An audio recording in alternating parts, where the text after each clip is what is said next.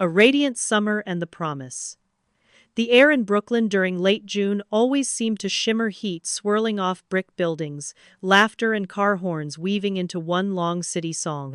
To Emily Carter, 17 and impossibly hungry for color, it was the kind of summer that stretched possibility wide open.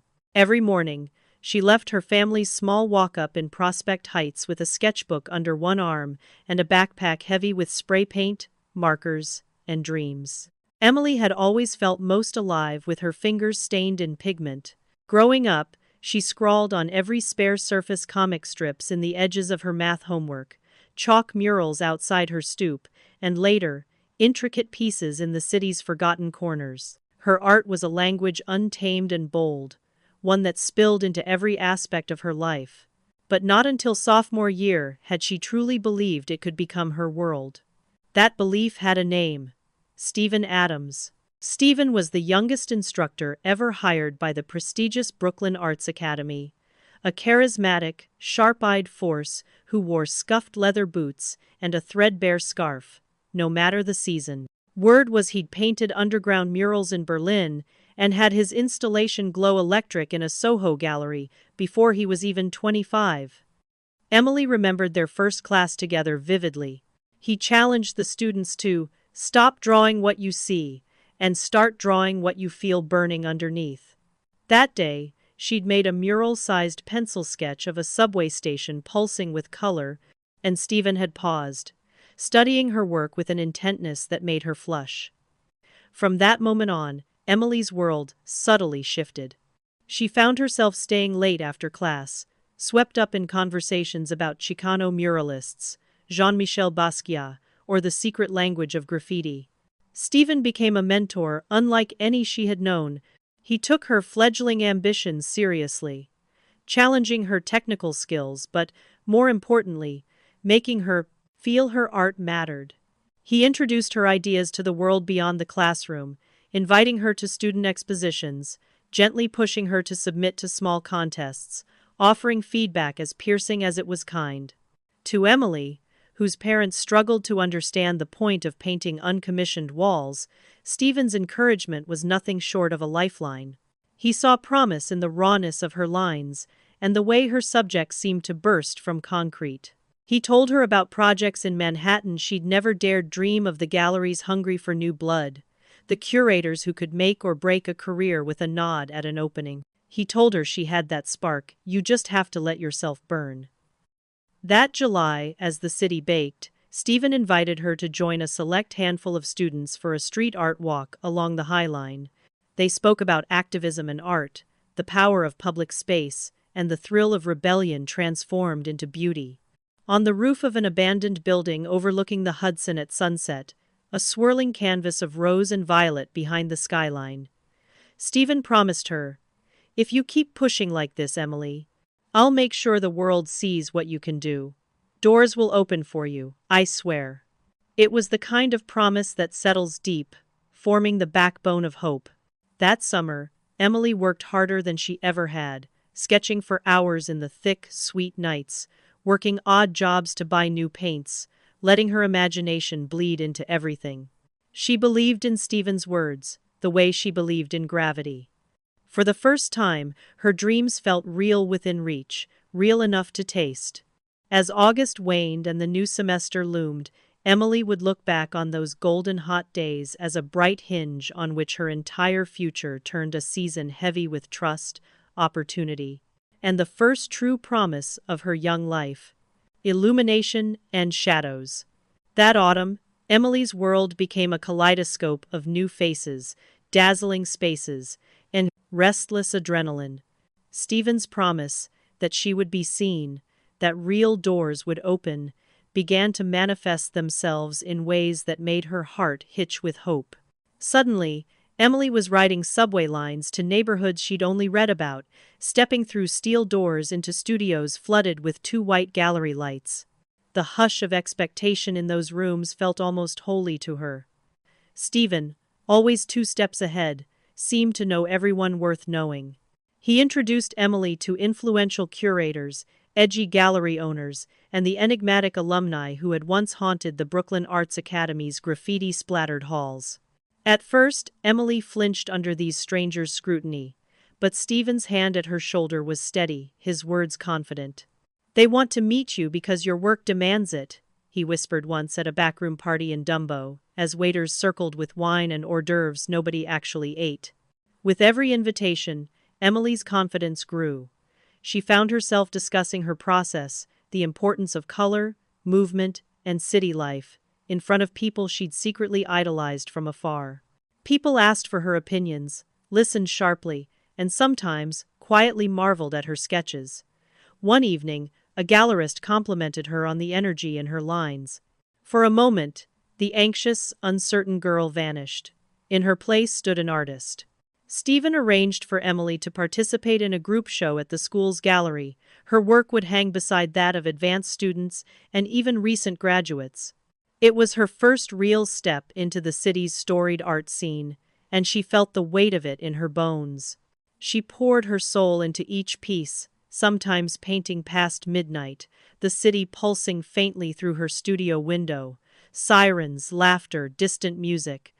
For a few shining weeks, Emily's life blurred into a montage of deadlines, bursts of creative inspiration, and adrenaline.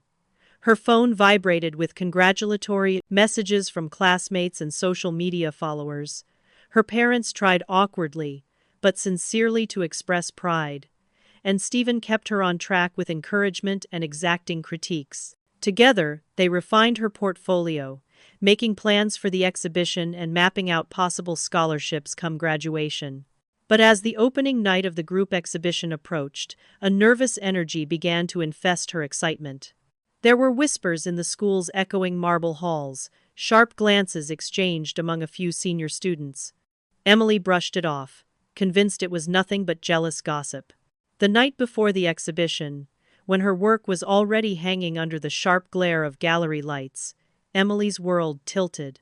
An email was circulated, a formal accusation that one of her key pieces, a mural brimming with energy and vivid symbolism, had borrowed too heavily from a lesser-known artist's work posted months prior. The accusation was signed anonymously but included damning side-by-side comparisons. The fallout was immediate. The administration, eager to avoid controversy, removed Emily's piece from the exhibition pending a review. Whispers and stares turned into overt shunning. Classmates who had once cheered her on grew distant, some murmuring about copycatting, others just avoiding eye contact in the halls. Desperate, Emily turned to Stephen, believing that he, her mentor, her champion, would set things straight. Instead, she found his demeanor chillingly changed. Stephen was cool, businesslike. "You need to answer these allegations honestly," he said, his voice flat. "If you made a mistake, people will respect you more for admitting it now." "I can't be involved further, Emily. I have to protect my own professional reputation." The door closed between them, both literally and metaphorically.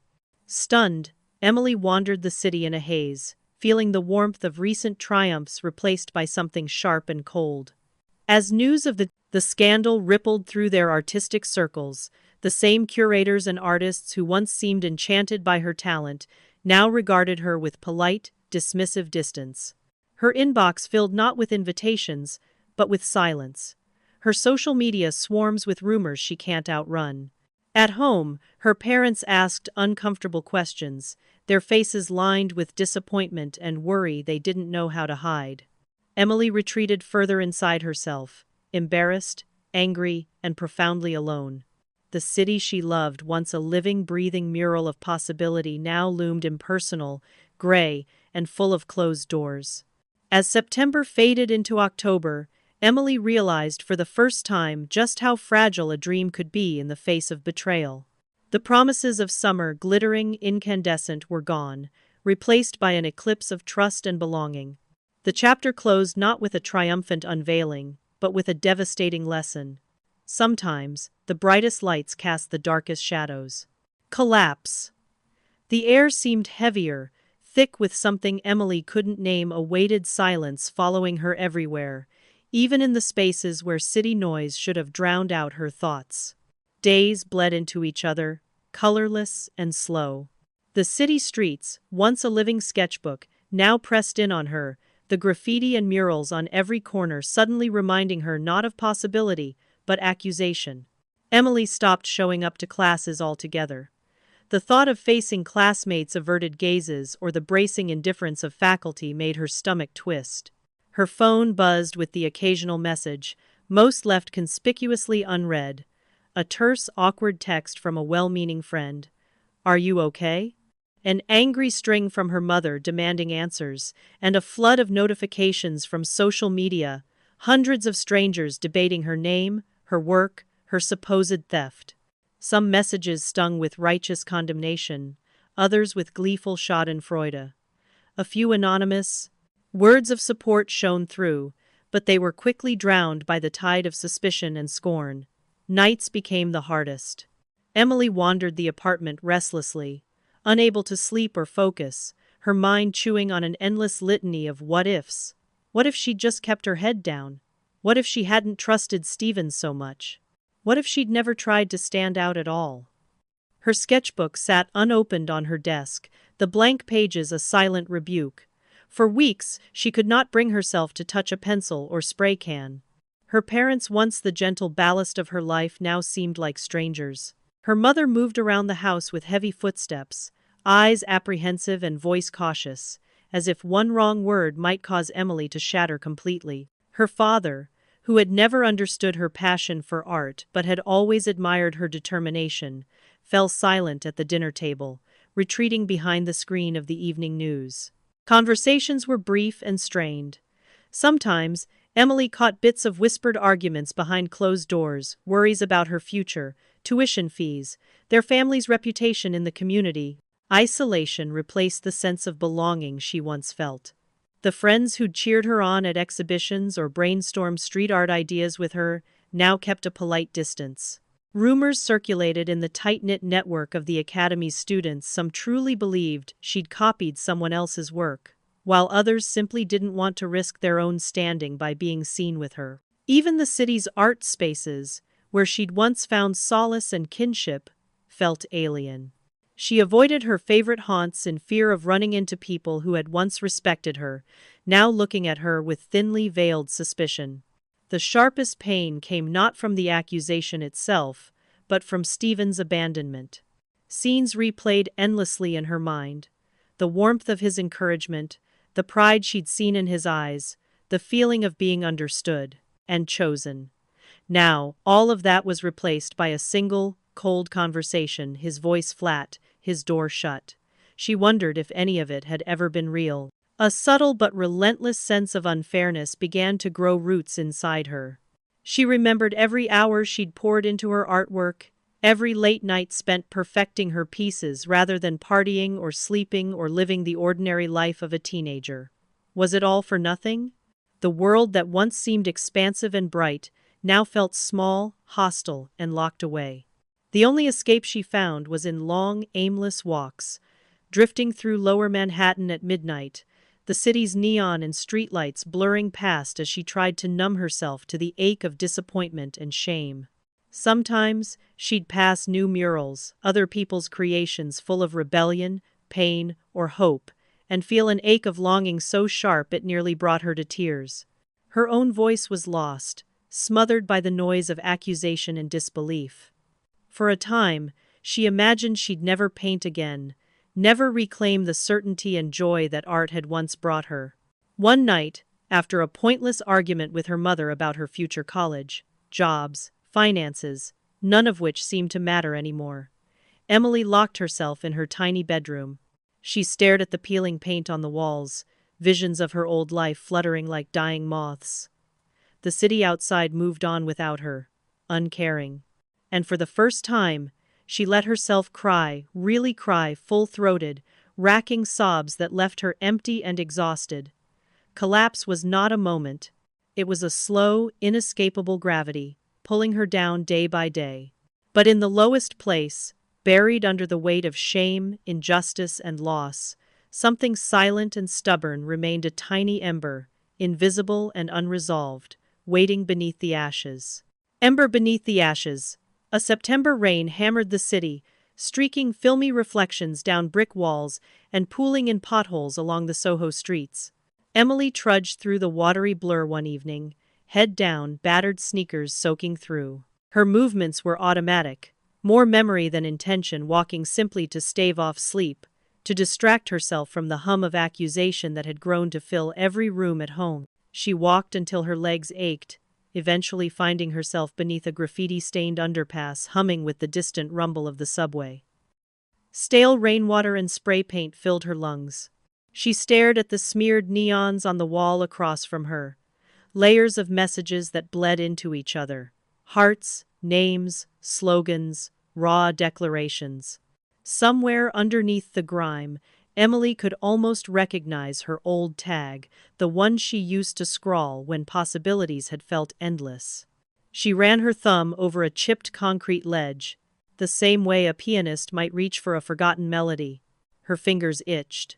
Almost without thinking, she dug through her backpack, a remnant of her former self, abandoned in the back of her closet and now slung over her shoulder almost by accident. Somewhere, beneath a beaten-up rain jacket and a warped sketchbook, her hand closed around a can of spray paint. For a long moment she simply stood, watching the rain pulse in the sodium-yellow world around her. Then, with a slow exhale, she pressed the nozzle. The hiss felt like salvation. She began with a single red arc, then another, the movements awkward at first, her hands stiff from weeks of disuse. But the muscle memory rushed back. Lines looped and rippled, emotion flowing straight from her rawest places. Shapes began to emerge, angry, hopeful, defiant. She painted until her arms trembled and her hair stuck to her forehead. With every line, some of her numbness cracked. For a handful of moments, Emily was lost, not in agony or regret, but in color and creation. She didn't notice the voices behind her until she'd nearly finished. Not bad, Red. The voice was low, roughened by city air and a hint of mischief. Startled, Emily spun around, heart pounding. 3 figures stood at the edge of the shadows. 2 women and a man, dripping from the rain, clothing as vivid and mismatched as their hair. For a split second, her old paranoia, fear of being caught, chased off, punished, seized her. But the group only grinned at her paint-stained fingers. The man stepped closer, nodding toward the wall. "You have fire. You just forgot how to let it burn." Emily couldn't reply, her throat felt tight. The brash woman with a streak of green in her braids offered a wry smile. "Been seeing you around, you know. Kinda hoped you'd pick up again." She jerked her chin to the mural. "You got a voice. Nobody can take that." Without another word, they fell into an unspoken rhythm, passing a few battered cans, inviting Emily to join their ongoing piece. Awkward at first, she watched them work. The way the shortest girl darted forward, sketching bold, blue shapes. The man's deft movements as he mapped out letters that read like coded messages only insiders would parse. Their laughter crackled, sharp and unafraid, immune to the judgment of the city above. When Emily hesitated, the green-braided woman nudged her, pushing a silver can into her hand. "You remember how to do this. Trust your instincts. The trick is to paint through the pain." Awkward, self-conscious, but compelled by something deeper than pride, Emily added her strokes. She mouthed back questions about teardrop patterns and the risks of being seen, but mostly she listened. Beneath the bridge, her story began to tangle with theirs. She learned nicknames, snatches of grief and triumph, heard half-whispered war stories about evading cops and rallying for change through color. They called themselves the Tangle, a waveform of street artists, muralists, dancers, and techies. Their philosophy was simple: reclaim public space, amplify the voices the city tried to drown. For the first time in months, Emily didn't feel like she was sinking alone. The Tangles spoke of the power of anonymity, of fighting back in ways that didn't require applause or forgiveness. They scorned the art world's gatekeepers, telling stories of their own run-ins with corruption and exploitation, tales of designs stolen by gallery owners, grant money siphoned off by middlemen, anonymous tip-offs to gentrifying developers. Late that night, huddled under the shelter of a crumbling scaffolding, the Tangles shared energy bars, cheap coffee, and the battered remains of a paint set. When they asked what had brought her out in the rain, Emily hesitated. I lost everything, she mumbled. My art, my reputation. Someone I trusted twisted the truth, and now people think I'm. Her voice caught, unable to say the word. The man, who introduced himself as Jazz, shrugged. People will forget the drama. The walls remember what matters. The green-braided woman Poppy leaned in and said, if you want to take something back, you start by making noise. Not for them. For yourself. Something in Emily shifted. She realized the Tangle didn't need to know every detail to offer her trust. They judged her by her work, her willingness to show up, to add her colors to their canvas. When Emily finally left that night, rain easing, shoes ruined, paint still wet on her fingers, she didn't walk with her head down. The city felt different, not gentler, but familiar. The streets no longer pressed in like a cage, they whispered of roots out, of new beginnings. In the days that followed, Emily returned again and again to the shadowed bridges and abandoned alleys where the Tangle roamed.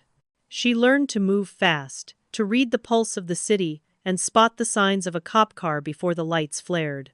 She experimented with new mediums, wheat-paste posters, stencils, interactive art that invited passers-by to scrawl their own stories. Poppy taught her to encrypt messages in her murals, QR codes, symbols, statements camouflaged as shapes and shadows. Jazz showed her how to hijack public Wi-Fi to live-stream their latest works, sending the art surging across social networks before city workers could whitewash the walls. But more than anything, Emily learned about survival not just against the city or those who'd tried to ruin her, but against the slow erosion of self-doubt. Each night was a risk, but each passing week found her hands steadier, her vision clearer, her anger forged into something sharper and more useful. The art she produced was raw, unfiltered, echoing with the ache and courage of second chances. The Tangle became her family, in ways her biological one no longer could. They celebrated small victories. A mural that lasted a week without being scrubbed. A hashtag trending on local feeds. A street kid recognizing their work and grinning up at them in the dawn. Beneath their encouragement, Emily's confidence flickered back to life. For the first time since her fall, she saw a future beyond disgrace, a future she would carve herself. One wall, one stroke at a time. Late one night, as she finished a mural that spiraled hope through the busted concrete, Poppy draped an arm around her shoulders and grinned. You're not just painting for revenge, Em. You're painting to remember who you are. Make that the loudest noise you can. And as the city slumbered, Emily finally let that ember long buried flare into something daring and indomitable.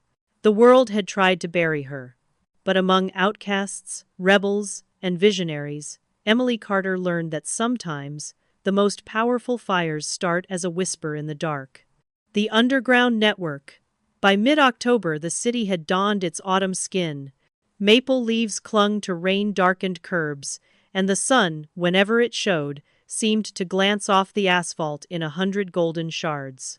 Above ground, Manhattan hustled as always, stockbrokers late to meetings, students rushing, crosswalks, art buyers sipping lattes beneath steel and glass towers pretending winter didn't exist. But below, scattered in tunnels and alleys, something else was evolving, an invisible current gathering around Emily and her new companions. The Tangle welcomed her in, no questions asked. With each passing night, Emily became more than just a stray with a spray can. She became a collaborator, a conspirator, a keeper of stories. They taught her the rules of invisibility. Never wear the same jacket twice. Move quickly.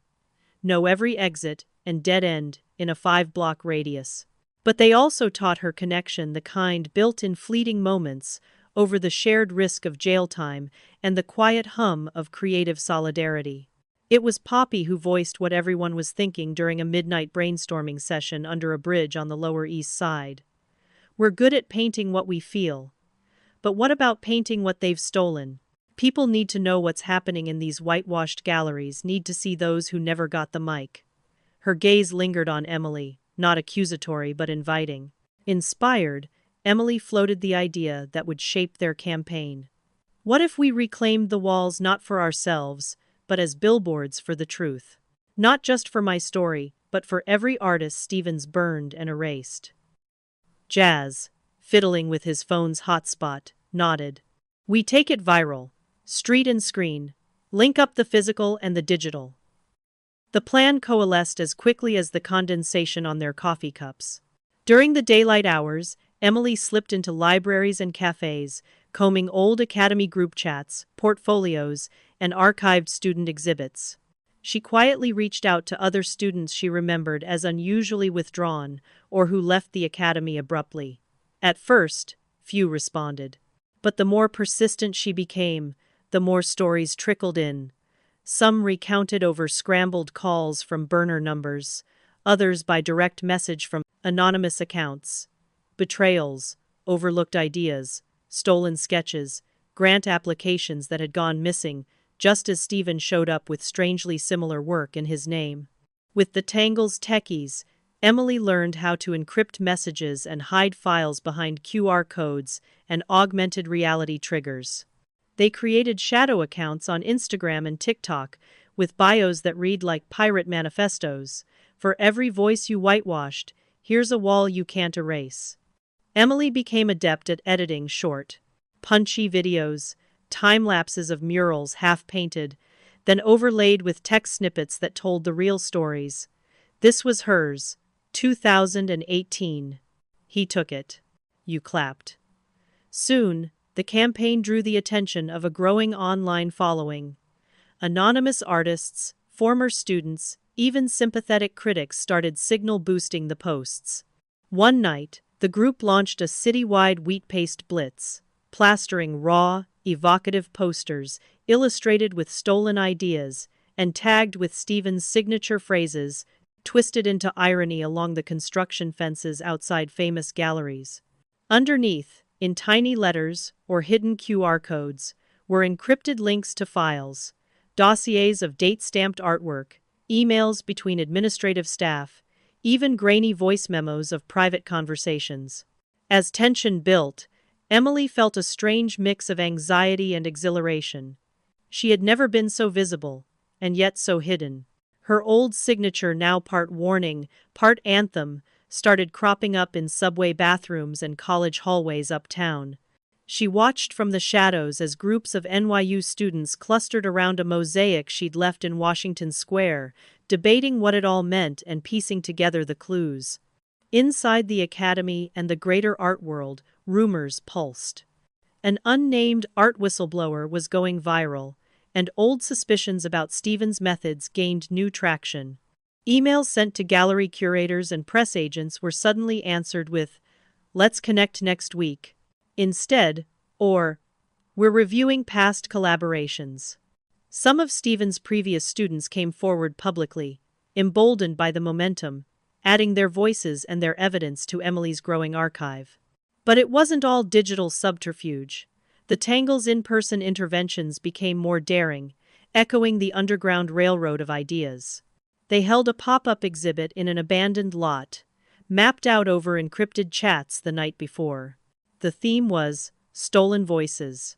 Each member left a piece, unsigned but brilliant, fragments of what had been taken, each installation paired with a scannable code connecting it to a personal testimony.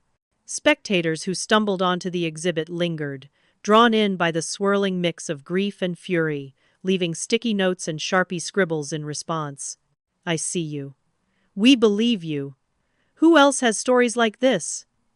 Gradually, Emily's efforts became more organized, more strategic. She started a log spreadsheet, password-locked and hidden on cloud servers in Iceland, tracking which artists' stories had been published, which institutions had responded, which journalists had requested interviews with the collective. She never named herself. That anonymity lent the movement power, made it impossible to silence by dragging a single person into the light. Behind Emily's drive was something more than anger. Each new testimony was proof that she wasn't alone, nor was her suffering unique. Stephen Adams was no singular villain. He was the face of the rot infecting the system, a symbol of the way institutions protected gatekeepers and sacrificed the young and naive. For Emily, This was about justice, not vengeance. Still, there were moments of fear. Once, while checking a mural for fresh graffiti at dawn, Emily noticed an unmarked black sedan idling near the curb, its tinted windows glinting above the city's first traffic. Once, a direct message threatened, "I know who you are. Knock it off before you ruin your life for good." Though her heart thudded, she pressed on, reassured not only by the tangle but by the digital army growing behind her, a collective too amorphous and decentralized to shut down. Emily's parents, meanwhile, watched her transformation with a mixture of caution and awe. She became elusive at home, eyes bright, voice alive at dinner for the first time in months. She deflected questions about late nights, but the old heaviness in her presence was gone. More than once, her mother peeked into Emily's room long after midnight to find the paint-stained hoodie tossed on the chair, her laptop flickering with light, and a map of Manhattan pinned to the wall, crisscrossed with strings and scraps of street addresses. As the first deep cold of November crept into the city, the campaign reached its boiling point. Another major gallery show neared, one that would place Stephen once again in the spotlight. A final, audacious intervention was already underway. Beneath the streets, Emily and the tangle gathered, heads bent over a battered table covered in laptops, sketches, and empty coffee cups. Emily traced her finger over a section of Manhattan on the map, her resolve now diamond-sharp. "This isn't just about me anymore. We're going to show them. You can't silence artists by threatening them, by stealing their fire. We'll make sure the whole city hears us." And for the first time, those words rang not with anger, but with hope, a quiet, insistent ember transformed at last into a blaze. The first strike. The city rarely slept, but in the days leading up to the season's largest art exhibition, Manhattan pulsed with a feverish anticipation that even Emily could feel in the marrow of her bones.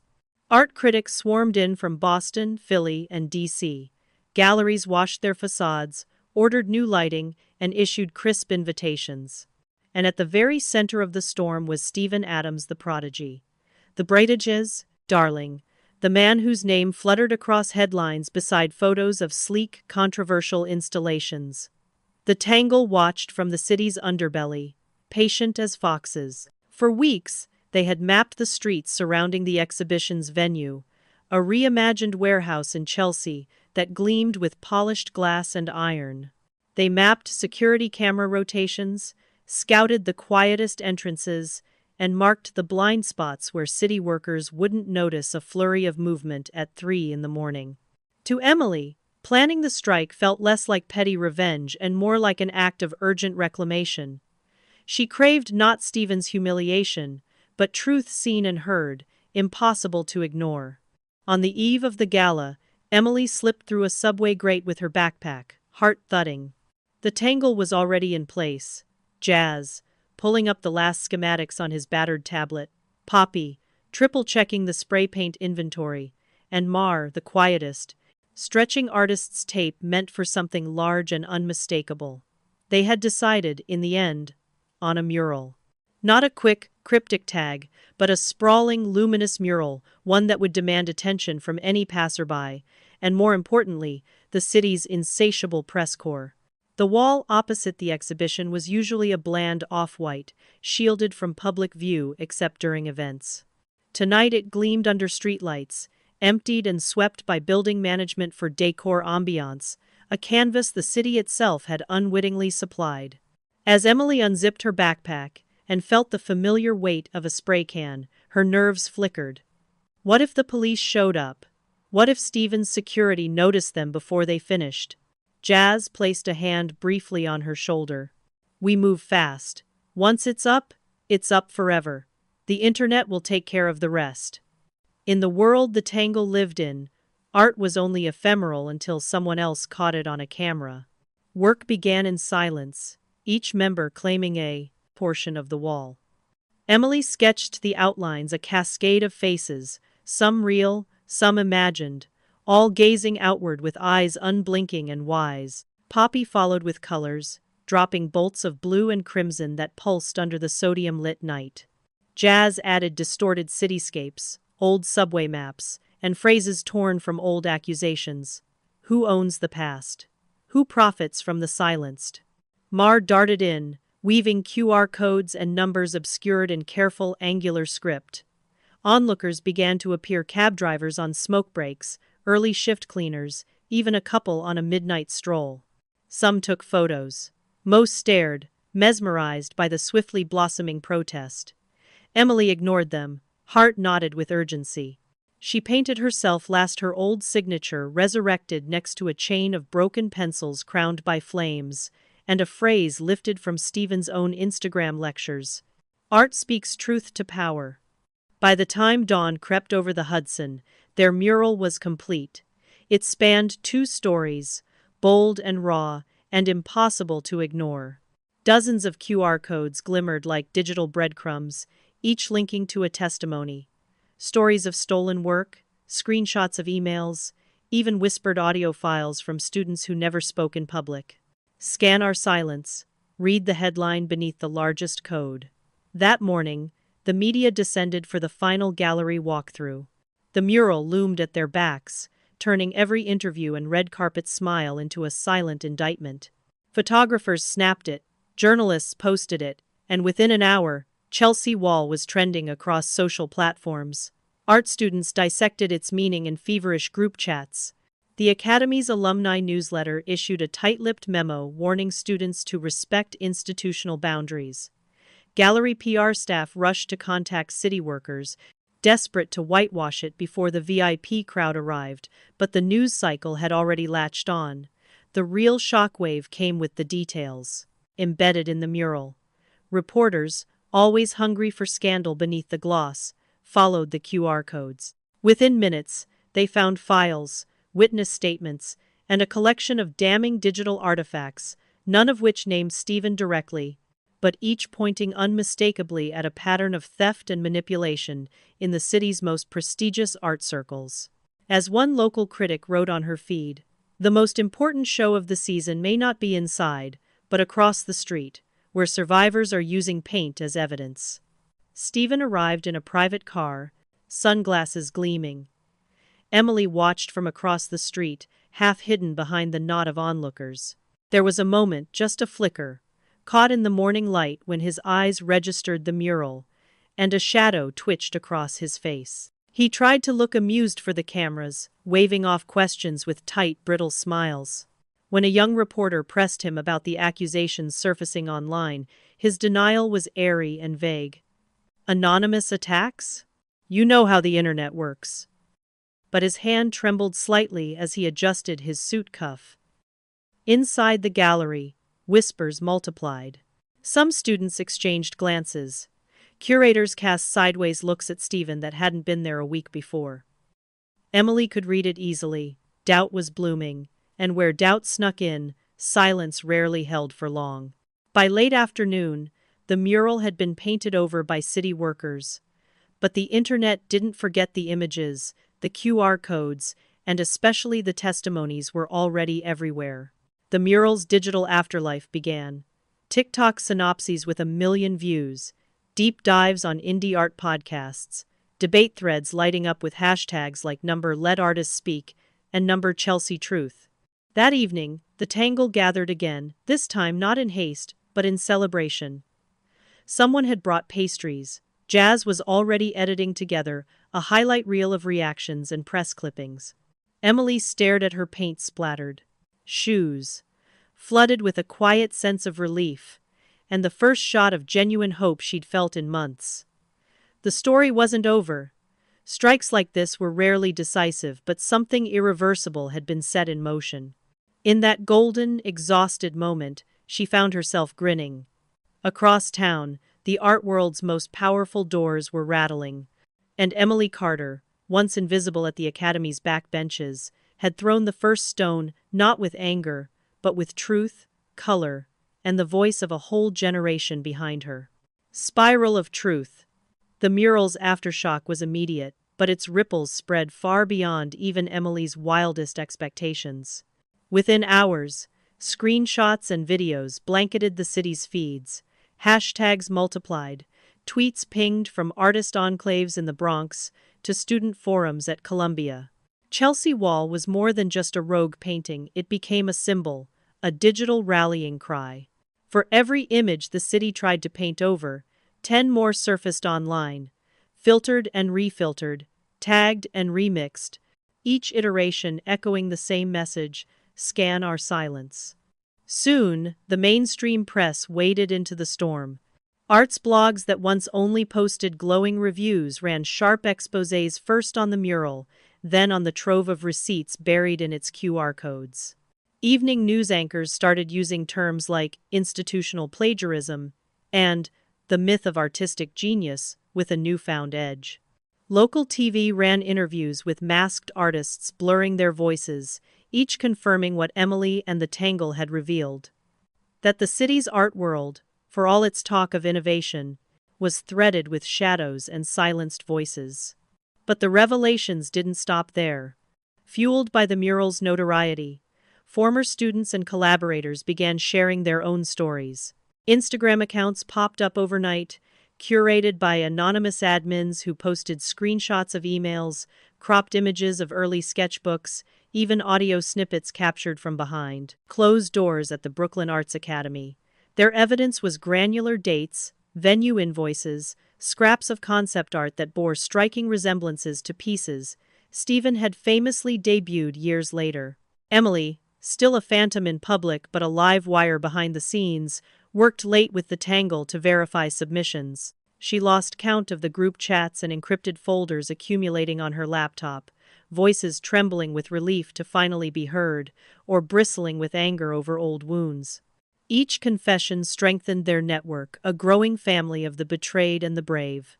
Some of the stories went wider than art: tales of favoritism, scholarship offers quietly rescinded, even assistant jobs that mysteriously never materialized after one awkward meeting with Stephen or his circle. The spiral of truth was dizzying and dangerous for Stephen. At first, his PR team tried to ride out the storm. There were milquetoast statements about misunderstandings and boilerplate denials about creative overlaps. But those words rang hollow against the streaming evidence. Arts reporters, emboldened by the grassroots campaign, began digging through old exhibition catalogs, finding still more patterns. Critics who'd once toasted Stephen now tiptoed around him. Invitations to panel talks quietly evaporated. One late October evening, another bombshell dropped. A well-respected magazine published a feature tracing 3 major gallery pieces back to their original student portfolios, including side-by-side comparisons, time-stamped and annotated. The verdict in the comments section was merciless. If before there had been whispers, now there was a chorus. Who else had Stephen exploited? Who else's voice had been erased?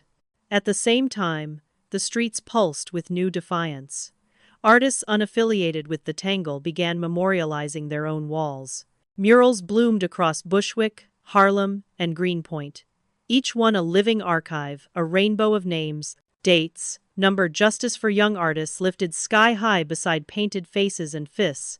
Gallery walls, once reserved for prestige and profit, became battlegrounds. One independent space devoted its entire facade to a mural reading, "Every erased artist finds the light." The institutional response began to buckle. Gallery owners and academy administrators scrambled to adjust. Some promised independent reviews. Others quietly purged Stephen's name from promo materials, or postponed his upcoming shows indefinitely. Students staged small walkouts, pinning works inspired by the QR mural on classroom doors and dormitory walls. For the first time in her life, Emily saw the gatekeepers retreat.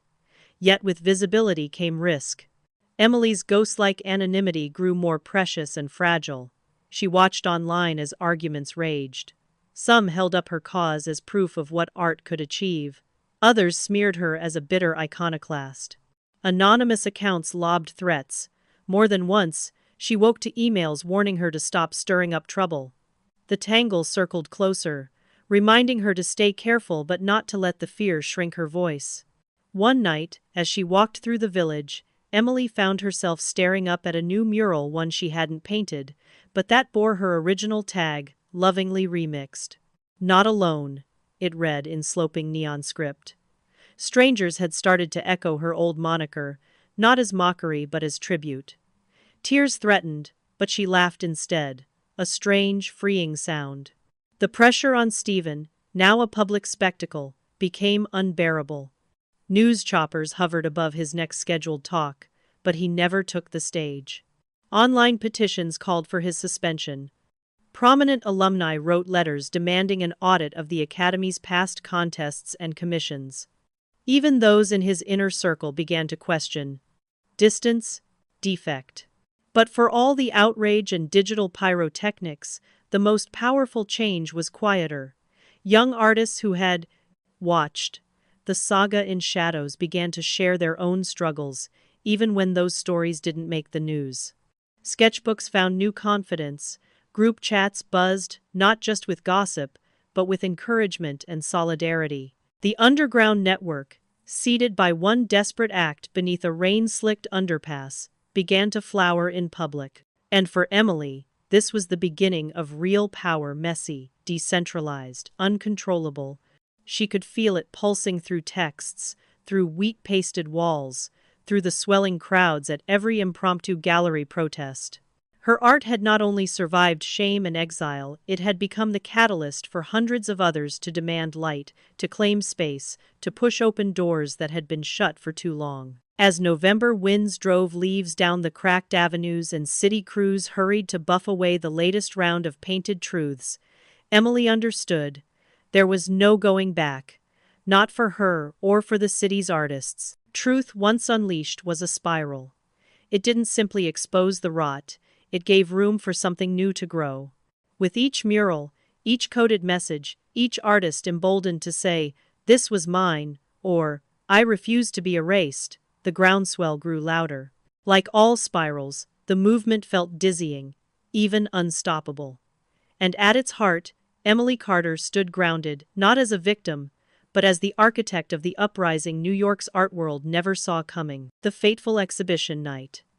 The city glimmered beneath a thin moon as autumn winds swept newspaper scraps and gold-tipped leaves across Chelsea's Gallery Row.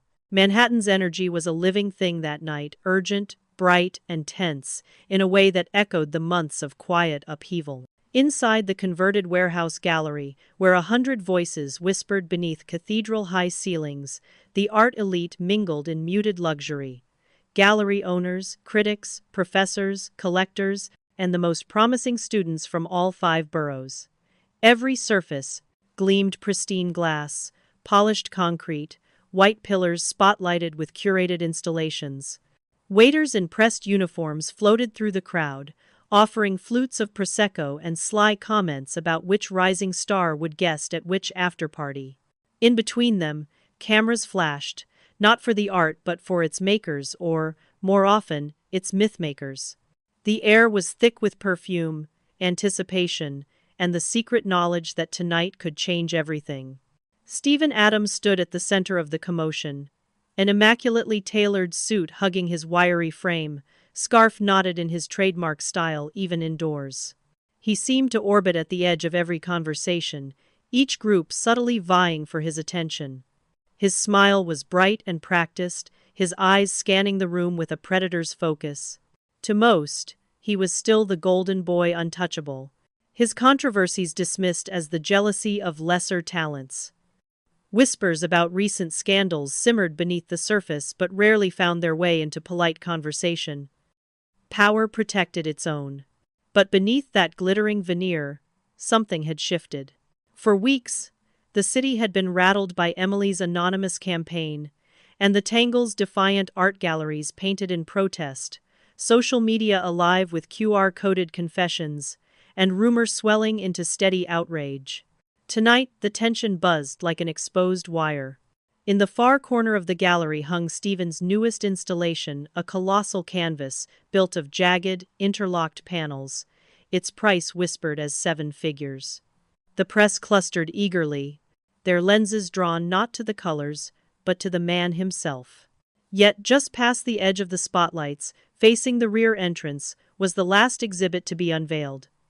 An enigmatic, interactive piece, credited only to E. Carter. No description, no backstory. Only a single white placard with a title, Counterpoint. Behind that blank wall, Emily waited. She had arrived hours earlier, passing quietly through the service entrance, while gallery staff still jostled crates and directed delivery trucks. She set up the installation alongside Jazz and Poppy, who had posed as tech assistants, their forged badges uninspected in the morning chaos.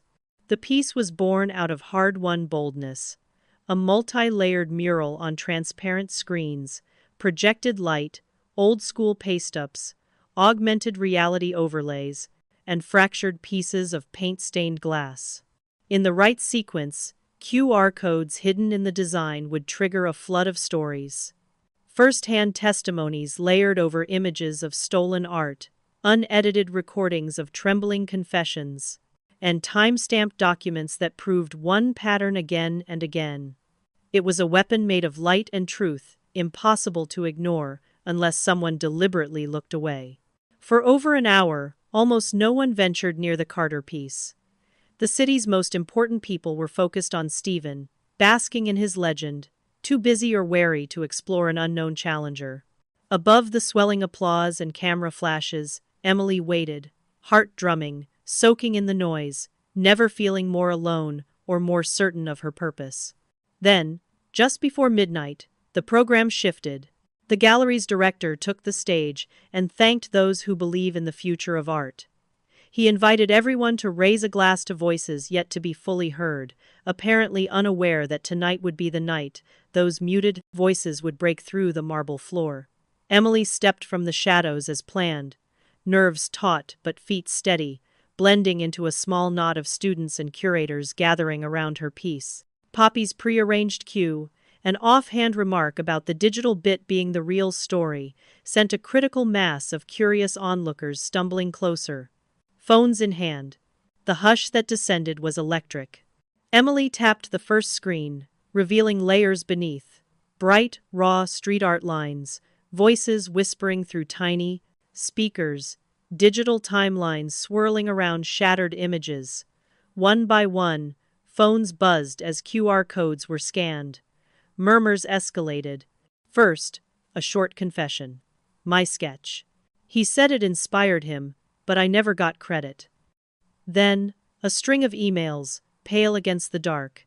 Audio flourished, a trembling voice recounting an idea discussed in confidence, repackaged under Stephen's signature at a gallery show months later. The crowd's faces shifted, at first confused, then wary, then openly alarmed. By the time the overlays became a waterfall of evidence, it was impossible to dismiss. Screenshots, dates, overlays showing student work beside Stephen's originals, voice memos naming names. The installation was no longer just art, it was a living archive, impossible to silence, one devastating page at a time. Someone called loudly for Stephen, voice sharp in the mounting hush. He pushed through a ring of patrons, mask wavering. This is a stunt, he tried, though the words sounded hollow. It's internet gossip, not art. It's slander. But a journalist interrupted, phone raised. Can you explain this photo, this document, these emails? The questions erupted, not as whispers but as demands. Outside the office doors, the reports and murmurs spread like brushfire. More cameras surged in, clicking, live streaming. Emily held her ground, eyes never leaving Stephen's face. For the first time she saw real fear there, rage, disbelief, the terror of a mask slipping. He insisted it was all lies. A few supporters tried to shout down the mounting evidence. But the tide had shifted. The city had seen too much, the story unspooled in voices more numerous and persistent than any gatekeeper could contain. By the time gallery staff attempted to intervene, it was too late. The digital flood was everywhere. Phones buzzed with messages, hashtags exploded in real time across the city, and newsbreakers for the morning papers were already rewriting tomorrow's leads. Emily never introduced herself. She didn't have to. The work was enough.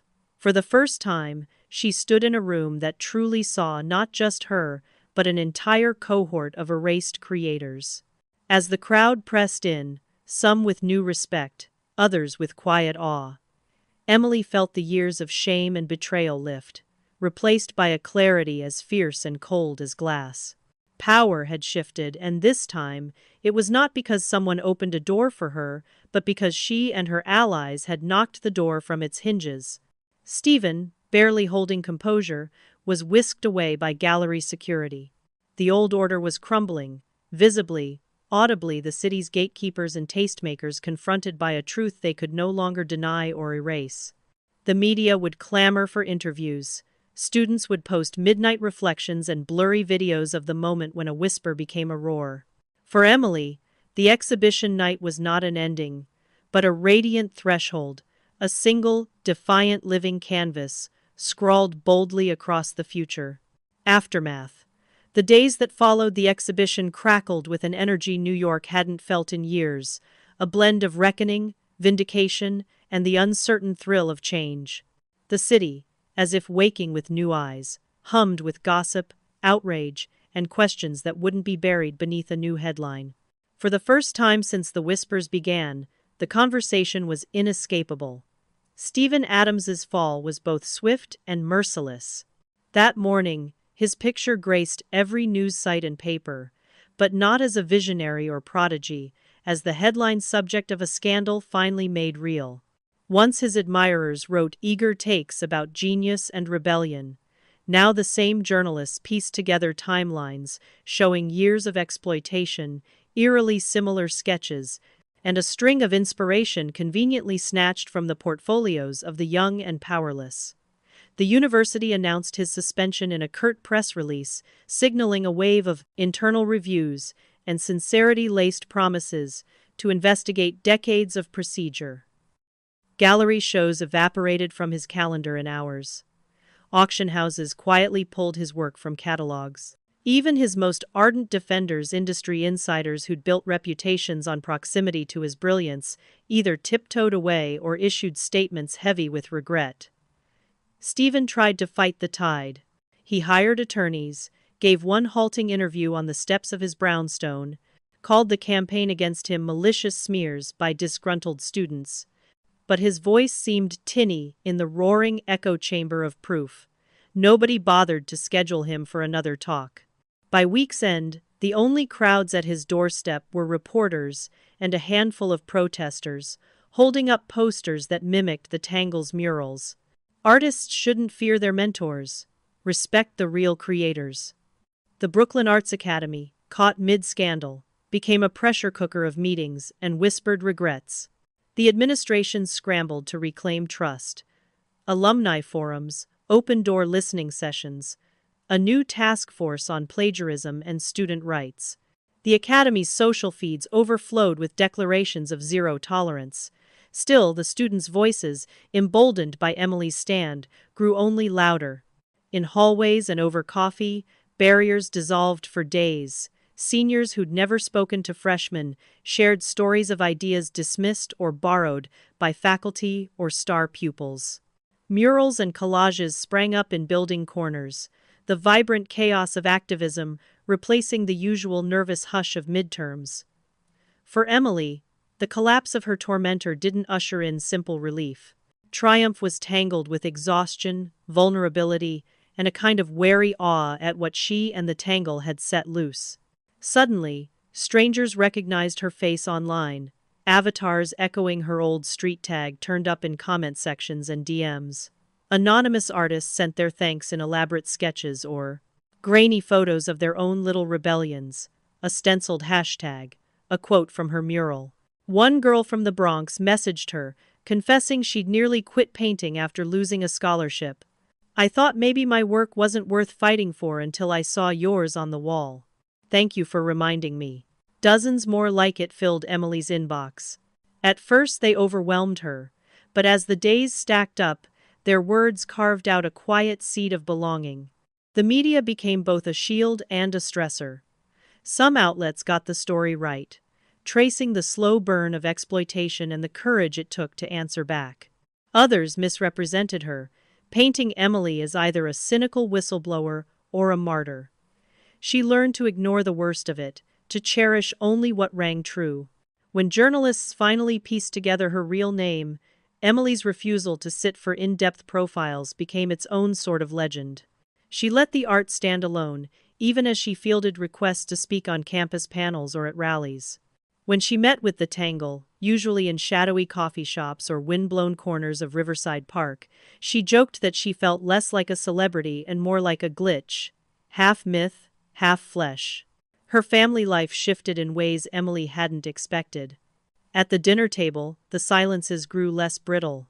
Her mother's tension eased, replaced by awkward pride. Her father, usually reserved and skeptical of the art world, took to clipping headlines and sharing them across family chat groups. "Did you see this?"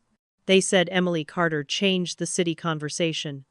Sometimes they argued over safety or the cost of defiance, but the argument felt different, acknowledging her agency instead of trying to deny it. The more Emily spoke openly about her experience, and the Tangle's code of mutual protection, the more her parents took comfort in the purpose lighting her days. For fellow students, Emily's victory became a kind of North Star, a signal that toxic power could be fought, not just endured. People who had gone silent during the scandal now stopped her in the hallways or at pop-up exhibits, asking advice on everything from public art permits to activist collectives. Emily took every question seriously. Sometimes she redirected them to jazz or poppy, recognizing her limitations. Other times, she would give out coffee shop locations and invite newcomers to Tangle's late-night sketch sessions. The Tangle itself thrived. With public favor on their side, their interventions multiplied. Collaborative murals on community centers, legal murals negotiated with sympathetic council members, augmented reality projects that brought together high schoolers, museum educators, and activists alike. Donations showed up from unexpected places, cash envelopes slid under doors of their meeting spots. A case of spray paint left behind by an anonymous patron. Through it all, Emily focused on collective healing, building archives of stolen voices, documenting the city's response, making sure the movement wasn't erased in the same way its artists had been. But victory brought risk too. Some of Stephen's old friends, anonymous, embittered, maybe powerless, sent veiled threats or tried to dig up dirt on Emily and the Tangle. Now and then, she crossed the street if a black sedan idled too long at the curb, or sent group texts warning her friends about a suspicious message.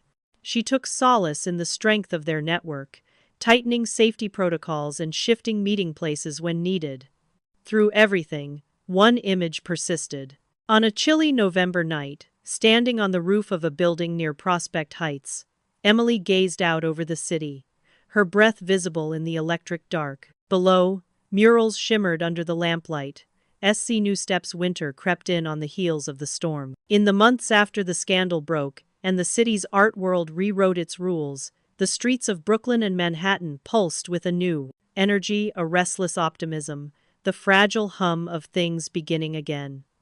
Gone was the easy confidence of old gatekeepers. Everywhere, there were glimmers of something rawer and braver. For Emily Carter, every frost-tipped morning felt like a question and a promise at once. Emily made a choice. She would not disappear. The temptation was there, her inbox filled with scholarship offers from cities as far-flung as Chicago and Berlin, suggestions from family to start over in quieter places. It would have been easy to move away, let her name fade into legend, become another story the city half-remembered and misquoted, but something inside her resisted the erasure. She was not done with New York, and New York, for all its wounds, was not done with her.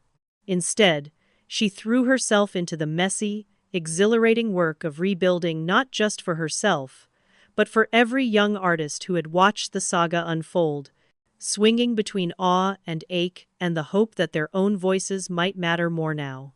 Her first acts were quiet, answering midnight texts from scared freshman muralists, patching holes in old community centers where the paint peeled and the lighting buzzed.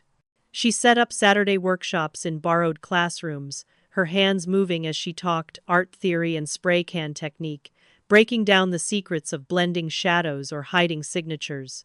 Word spread fast. Emily Carter was back, and she was making room. The Tangle, too, evolved. No longer just a loose cluster of rebels dodging security guards, they became a network as much about creation as resistance. They mapped legal mural sites, coordinated art watch patrols to document and archive public works before the city's buffing crews could erase them. Emily worked side by side with Jazz and Poppy, but she also mentored new members, anxious teens, teachers with day jobs, ex-graffiti artists, ignoring the city's side-eye. Together they launched gallery nights where artists could show work anonymously, no resumes, no gatekeeping, just ideas and color. Some media still tried to make her a symbol, the exiled prodigy, the whistleblower turned teacher. Emily shrugged it off. She refused interviews except in groups. Whenever possible, she gave credit to the collective effort. It was never about a single mural, she told a reporter who caught her leaving a youth center. It's about the stories behind the paint, the chances we didn't get. There were losses, too. Stephen's shadow lingered in emails from old patrons, in the wary looks sometimes shot her way in more conservative galleries. Not all wounds healed clean. A few of Emily's former classmates, once distant, then briefly her champions, faded back into silence, unwilling or unable to ride out the full price of defiance. Sometimes she wondered if the city itself might eventually revert, the old guard closing ranks once the headlines faded. But as winter deepened, the city's hunger for change felt, for once, greater than its appetite for forgetting. Late one afternoon, she stepped into a subway car to find a group of high schoolers clustered around a battered sketchbook, debating color theory, swapping tips, eyes alive. One boy recognized her, and after a shy pause, asked if she would look at his work. "I'm not sure it's ready," he confessed. She smiled and leafed through page after page, feeling the pulse of something familiar and fierce rising in her chest. His art wasn't perfect. That wasn't the point. "You're ready when you say you're ready," she told him as her stop approached. "Don't wait for anyone else's permission." Her own work changed too. In a sunlit studio lent by a community director in Bushwick, she pieced together a new series: paintings, murals, and installations that charted her journey through shame and awakening, collapse and defiance. Some illuminated the lonely nights beneath train tracks. Others carried coded messages of hope, hidden for those who knew where to look. Emily's color palette grew bolder, flames and turquoise and gold, shadows bright as morning. The first time she showed the series in a group exhibition, she stood in the back and watched as strangers stood transfixed before her work, not dissecting the scandal, not searching for Stephen's ghost, but instead feeling the raw ache and hope that pulsed in every brushstroke. Perhaps most meaningfully, Emily learned the long game of activism, slow changes born not just of protest, but of building trust, of making space for others. She joined panels with teachers pushing for curricular reform. She helped draft an open letter demanding the Academy expand scholarships to students from neighborhoods too often written off by the city's philanthropists. With a handful of Tangle members, she petitioned council members to fund permanent legal walls and youth art programs. The paperwork was tedious, the progress incremental, but each small victory laid another piece in New York's mosaic of possibility. At home, her family adjusted to the new, unwieldy gravity of her life. Her mother attended community shows, snapping photos with a nervous pride. Her father, once suspicious of her all-night absences, began quietly saving newspaper clippings about citywide mural festivals. They argued, sometimes, about risk and the cost of notoriety, but more often than not, their debates ended in laughter. A shared relief at the distance Emily had traveled from the lonely dark of her collapse. One icy night, crossing the Brooklyn Bridge with Poppy and Jazz after painting a mural on the side of a youth center, Emily paused to take in the city, its endless windows, its thrum, the river braided with light. She felt a flicker of what she once believed she had lost forever. A sense of belonging not bound to any jury's judgment, or critic's column, or mentor's fickle blessing, but to the stubborn act of making art for the world she wanted to see. Looking out at the city lights, Emily Carter smiled. She had lost much naivete, certainty, some friendships, but she had found more. a voice forged from persistence, a truth multiplied by community, and a promise of possibility now mapped across concrete, glass, and hearts. Whatever storms lay ahead, she was not walking them alone. As the first snow feathered the rooftops, she walked on her steps, a quiet, joyful challenge to the city. Let's see what we can build next.